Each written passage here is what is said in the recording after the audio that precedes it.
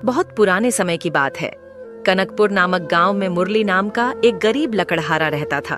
उसकी संपत्ति केवल एक टूटी फूटी कुल्हाड़ी, एक मरियल सा लंगड़ा घोड़ा और एक गधा था। इन्हीं के सहारे वह किसी तरह अपने जीवन का निर्वाह करता और अपनी इकलौती बेटी मीरा के साथ अपना बुढ़ापा काट रहा था। एक दिन उसने लकड़ियों का गट्ठर तैयार किया और अपने घोड़े पर लाद कर बाजार की ओर चल पड़ा।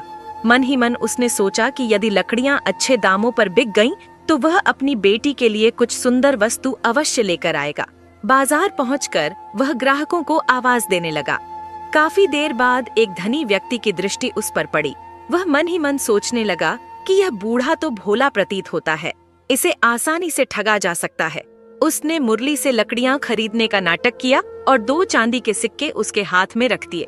सौदे की शर्त में उसने चालाकी से यह जोड़ दिया कि लकड़ियां जैसी हों वैसी ही उसे मिलेंगी। भोलेपन में मुरली ने यह मान लिया, किंतु जैसे ही उसने घोड़े से लकड़ियां उतारनी चाहीं, धनी ने उसे रोक दिया और कहा कि सौदे की शर्त के अनुसार लकड़ियों के साथ घोड़ा भी उसी का हो गया है।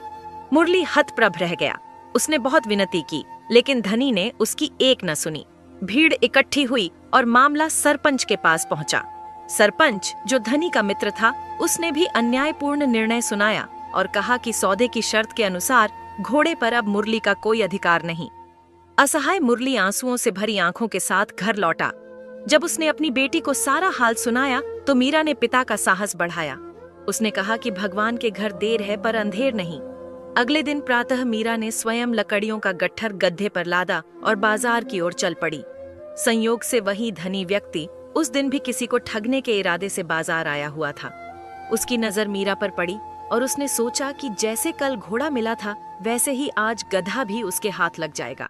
उसने मीरा से लकड़ियों का सौदा किया और वही पुरानी शर्त रखी, लकड़ियां जैसी हों वैसी ही मिलेंगी।